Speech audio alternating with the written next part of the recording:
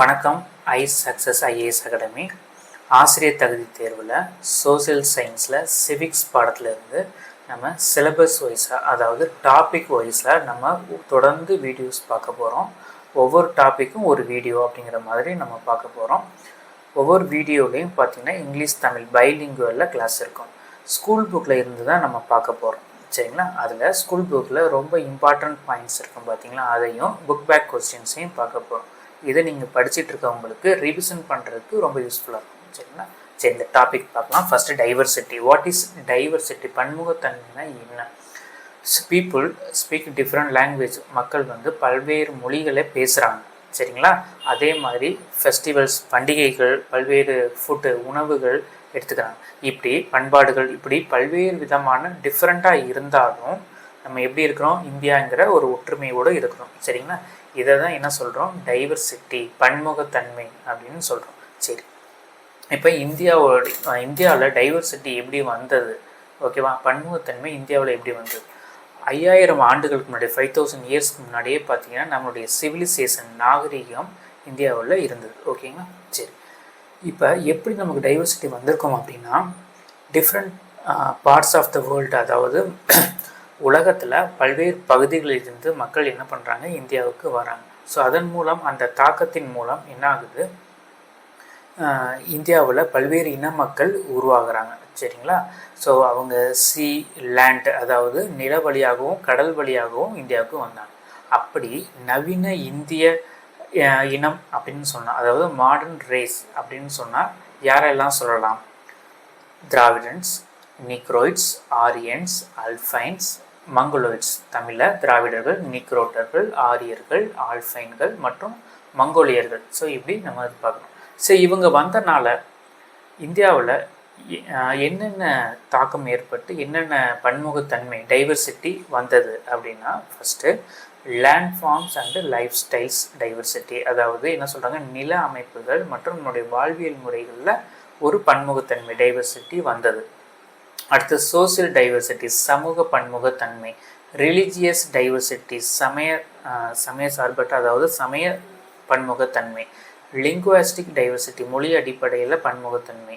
Cultural diversity, பண்பாடு அடிப்படையில் பன்முகத்தன்மை. இப்போ இந்த டாப்பிக்கில் முக்கியமான பாயிண்ட்ஸை மட்டும் பார்க்க போகிறோம். ஃபஸ்ட்டு என்ன சொன்னோம்? Landforms and lifestyles, அதாவது நில அமைப்புகள் மற்றும் வாழ்வியல் முறைகளில் பன்முகத்தன்மை. இப்போது இந்தியாவை நம்ம துணை கண்டம், சப்காண்டினென்ட் அப்படின்னு சொல்லுவோம், சரிங்களா? இப்போ கண்டம்னா என்ன? முதல்ல காண்டினென்ட்னா எதை சொல்லுவோம்? Very large area of land with various physical features such as mountains, plateaus, plains, rivers and seas. So இதை தான் என்ன சொல்கிறோம்? காண்டினென்ட்னு சொல்கிறோம். அதாவது கண்டம்ங்கிறது மலைகள், பீடபூமிகள், சமவெளிகள், ஆறுகள், கடல்கள், பள்ளத்தாக்கு. ஸோ இதை தான் என்ன சொல்கிறோம்? ஒரு கண்டம்னு சொல்கிறோம். இந்த அமைப்புகள் எல்லாம் இந்தியாவில் இருக்குது. அதனால தான் இதை என்ன சொல்கிறோம்? சப்காண்டினென்ட், துணை கண்டம் அப்படின்னு சொல்கிறோம். ஓகேவா? சரி, இப்போது இந்த நில அமைப்பில் அதோட தாக்கத்தினால என்னென்ன ஆக்டிவிட்டீஸ்னால் இருக்குது அப்படின்னு பார்க்கலாம். அதாவது physical and climatic features determine the economic activities of a region. So என்ன சொல்கிறான்னு தெரியுங்களா? அதாவது ஒரு பகுதியின் பொருளாதார நடவடிக்கைகள் அதன் நிலவியல் மற்றும் காலநிலைகளை பொறுத்து தான் தீர்மானிக்கப்படுகிறது. எக்ஸாம்பிளுக்கு, இப்போ கடலோர பகுதியில் இருக்காங்க பார்த்தீங்களா, கோஸ்டல் ஏரியாவில், அவங்களுடைய தொழில் என்ன? ஃபிஷரிங் மீன் பிடி தொழில் பண்ணுவாங்க, சரிங்களா? இந்த பிளெயின்ஸில் இருக்காங்க பார்த்தீங்களா, ஸோ இவங்க என்ன பண்ணுவாங்க? சமவெளியில் இருக்கக்கூடியவங்க என்ன பண்ணுவாங்க? வேளாண்மை தொழில் செய்வாங்க. ஸோ இந்த மாதிரி ஒரு நிலத்தை அடிப்படையில் தான் என்ன ஆகும்? பொருளாதார ஆக்டிவிட்டீஸ் செயல்படும். ஸோ இதை தான் அவங்க இந்த பாயிண்டில் சொல்லியிருக்காங்க. சரி, வெறும் இந்த நில அமைப்புனால, இந்த நில அமைப்போட பன்முகத்தன்மையினால், இதோட தாக்கத்தினால அங்கே வளரக்கூடிய தாவரமாக இருக்கட்டும் சரி, விலங்குகளாக இருக்கட்டும் சரி, ஸோ அதுதான் அதோட தாக்கத்தை ஏற்படுத்துது. ஓகேவா? ஒரு நில அமைப்பில் காணப்படக்கூடிய பன்முகத்தன்மை தான் என்ன பண்ணுது? பகுதியில் வளரக்கூடிய தாவரங்கள், விலங்குகள் மீது பெரும் தாக்கத்தை ஏற்படுத்துது. வெறும் தென் மேகாலயா. ஸோ மேகாலயா பார்த்தீங்கன்னா மௌசின்ராம் அப்படிங்கிற ஒரு இடத்துல தான் அதிக மழைப்பொழிவு பெறுகிறது. ஓகேவா? மௌசின் ராமில் ஹையஸ்ட் ரெயின்ஃபால் நடக்குது. அதே மாதிரி ஜெய்சல்மர், ராஜஸ்தானில் இருக்கக்கூடிய ஜெய்சல்மரில் தான் லோயஸ்ட் ரெயின்ஃபால், குறைவான மழைப்பொழிவு ஏற்படுது. ரெண்டாவது சமூக பன்முகத்தன்மை, சோசியல் டைவர்சிட்டி அப்படின்னு பார்க்கலாம். சமூகம் அப்படின்னு பார்க்கும்பொழுது முதல்ல சமூகம்னா என்னன்னு பார்க்கணும். சமூகம் என்பது ஒரு பொது நலத்திற்காக மக்கள் இணைந்து வாழும் இடமா. அதில் அடிப்படையாக அப்படின்னு பார்த்தோம்னா குடும்பத்தை தான் சொல்லுவோம், சரிங்களா? So family constitute the fundamental unit of a society, ஓகேவா? அதில் இந்த குடும்பம்னு பார்க்கும்போது இரண்டு வகையாக சொல்லலாம். ஒன்று ஜாயிண்ட் ஃபேமிலி, இன்னொன்று நியூக்ளியர் ஃபேமிலி, சரிங்களா? ஸோ தமிழில் கூட்டு குடும்பம், தனி குடும்பம் அப்படின்னு சொல்லி இரண்டு வகையாக பிரிக்கலாம், ஓகேவா? சரி. இரண்டாவது ரிலீஜியஸ் டைவர்சிட்டி, அதாவது மத உள்ள ஒரு பன்முகத்தன்மை, ஓகேவா? ஸோ இந்தியா எப்படிப்பட்ட நாடு? ஒரு மத சார்பற்ற ஒரு நாடு, செக்குலர் கண்ட்ரி அப்படின்னு சொல்லுவோம், சரிங்களா? அதாவது இதோட மீனிங் என்ன? மத சார்பற்ற கண்ட்ரி, செக்குலர் கண்ட்ரி அப்படின்னா எதை சொல்லுவோம் அப்படின்னா, இந்திய அரசை பொறுத்த வரைக்கும் எந்த ஒரு மதத்தையும் அரசு மதமாக அங்கீகரிக்கலை, கரெக்டுங்களா? அதாவது எந்த மதத்தையுமே நம்ம பின்பற்றலாம் அப்படிங்கிறது என்னது?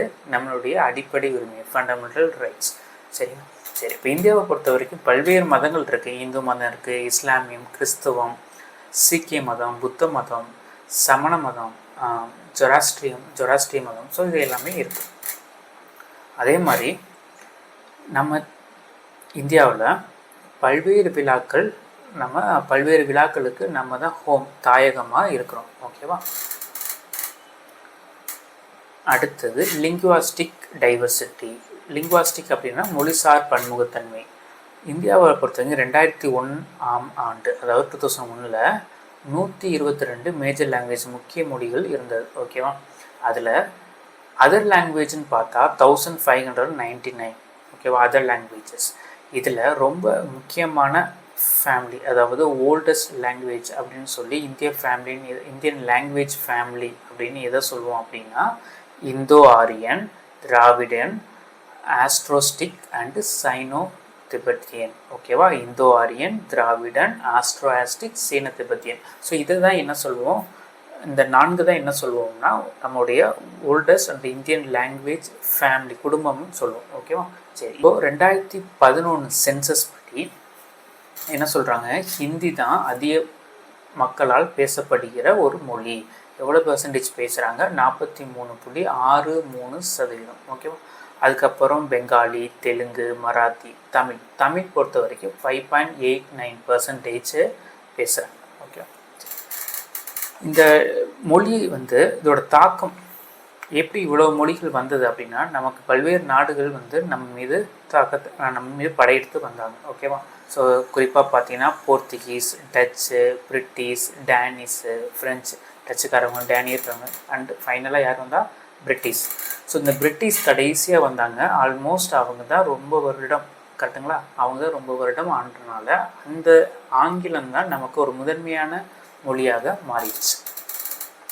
சரி, இப்போ கான்ஸ்டியூஷனை பொறுத்த வரைக்கும், அரசியலமைப்பை பொறுத்த வரைக்கும் தற்போது 22 லாங்குவேஜ், 22 மொழிகளை அங்கீகரிச்சிருக்காங்க. ஆனால் ஆரம்பத்தில் 14 தான் இருந்தது, தற்போது 22 மொழிகள். அதில் கிளாசிக்கல் லாங்குவேஜ், செம்மொழி அப்படின்னு சொல்லிட்டு தமிழ் தான் முதன்முதலாக அறிவித்தாங்க. எந்த ஆண்டு? 2004.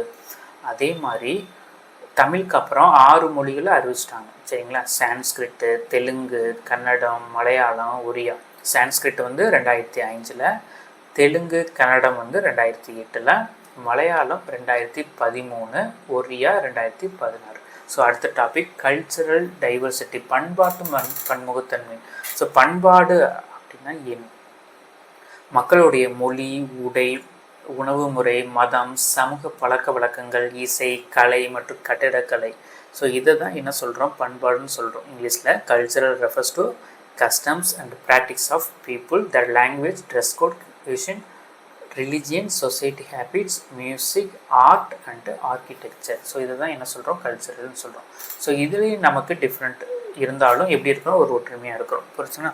தென் about 60%, 60%க்கு மேலே நம்ம அகழ்வாராய்ச்சி, ஆர்காலஜி பண்ணும்போது தமிழ்நாட்டில் தான் அதிகமாக கிடச்சிருக்கு. அது கல்வெட்டு சான்றுகளை பொறுத்த வரைக்கும் 60% தமிழ்நாட்டில் இருந்து தான் கிடச்சிருக்கு. அதில் பெரும்பாலானவை தமிழ் தான். ஓகேவா?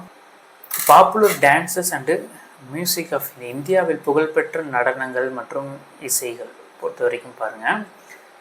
பண்டைய காலங்களில் நடனம் என்பது வழிபாடு மற்றும் கொண்டாட்டத்திற்கான வழியாகவும் மகிழ்ச்சி மற்றும் நன்றியை வெளிப்படுத்துவதற்காகவும் இருந்தது.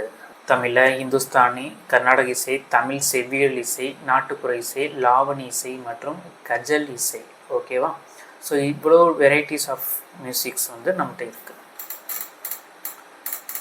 தென் டான்ஸை பொறுத்த வரைக்கும் அசாமில் சத்ரியா, அதே மாதிரி மணிப்பூரில் மணிப்பூரி, ஒடிசாவில் ஒடிசி, அண்ட் ஆந்திர பிரதேசில் குச்சிப்புடி, தமிழ்நாட்டில் Bharatanatyam, Kerala Kathakali, Karnataka Yakshagana, and north India side பார்த்திங்கன்னா கதக். இதில் ஒவ்வொரு மாநிலத்திலையும் ஒரு சிறப்பான நடனம் இருக்கும். தமிழ்நாட்டை பொறுத்த வரைக்கும் கரகாட்டம், ஒயிலாட்டம், கும்மி, தெருக்கூத்து, பொம்மலாட்டம், புலியாட்டம், கொள்ளாட்டம், தப்பாட்டம். அதே மாதிரி கேரளாவில் பொறுத்த வரைக்கும் தெய்யம், மோகினியாட்டம். பஞ்சாபில் பங்காரம், குஜராத்தில் கார்போ, தாண்டியா, அண்டு ராஜஸ்தானில் கல்பேலியா, கூமர், உத்தரப்பிரதேசம் ராசலீலா, உத்தரகண்ட் சோலியா, அசாமில் பிகு. அடுத்து நம்ம இந்தியாவை யூனிட்டி இன் டைவர்சிட்டி அப்படின்னு சொல்லுவோம். சரிங்களா? வேற்றுமையில் ஒற்றுமை. ஸோ நம்ம இப்படி பல்வேறு விதமான டைவர்சிட்டியை பன்முகத்தன்மை இருந்தாலும் நாட்டுப்பற்று என்ற ஒற்றை உணர்வால் நம்ம எப்படி இருக்கோம்? ஒன்றுபட்டு உள்ளோம். இதுதான் சொல்கிறோம். ஸோ இந்த யூனிட்டி இன் டைவர்சிட்டி இந்த வார்த்தை இருக்குல்ல, எங்கேருந்து எடுத்தோம், யார் சொன்னோம்? Jawaharlal Nehru Discovery of India அப்படிங்கிற புத்தகத்தில் இருந்து தான் இந்த வார்த்தையை, வேற்றுமையில் ஒற்றுமைங்கிற வார்த்தையை அவர் பயன்படுத்தியிருப்பார். அதை தான் நம்ம இப்போ பயன்படுத்துகிறோம். ஓகேவா? இந்தியாவை என்னவா சொல்கிறாங்க பாருங்கள், இனங்களின் அருங்காட்சியகம் அப்படின்னு சொல்கிறாங்க. அதாவது எத்தனாலஜிக்கல் மியூசியம். அதை சொன்னது யாருன்னா V.A. ஸ்மித். ஓகேவா? ஸோ இப்போ புக் பேக் கொஸ்டின்ஸ் பார்த்துடலாம். ஸோ இந்தியாவில் தற்போது எத்தனை மாநிலங்கள், யூனியன் பிரதேசங்கள் இருக்குதுன்னு கேட்டிருக்காங்க. இங்கே புக் பேக்கில் ஆப்ஷன்ஸில் நமக்கான ஒரிஜினல் ஆன்சர் கிடையாது. ஸோ 28 மாநிலங்கள், 8 யூனியன் பிரதேசங்கள் இருக்குது. சரிங்களா? இந்தியா ஒரு டேஸ் என்று அழைக்கப்படுகிறது. இந்தியாவை என்னவா சொல்கிறோம்? துணைக்கண்டம், சப்கான்டினென்ட் அப்படின்னு சொல்கிறோம். Third question, Mawsynram the land of highest rainfall is located. மிக அதிக மழைப்பொழிவுள்ள மவுசின்ராம் எந்த மாநிலத்தில் உள்ளது? Meghalaya. Which one of the following religion is not practised in India? சரிங்களா? எந்த மதத்தை நம்ம இந்தியாவில் நடைமுறையில் இல்லை? கன்ஃபியூசிய மதம் மட்டும் நம்மகிட்ட இல்லை.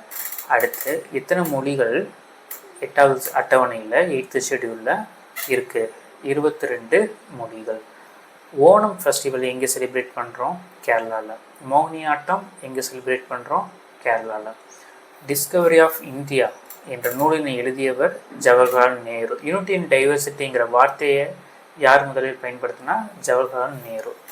And V.A. ஸ்மித் இந்தியாவை என்னவா சொல்கிறாரு? இனங்களின் அருங்காட்சியகம், இங்கிலீஷில் எத்தனாலஜிக்கல் மியூசியம் அப்படின்னு சொல்லுவோம்.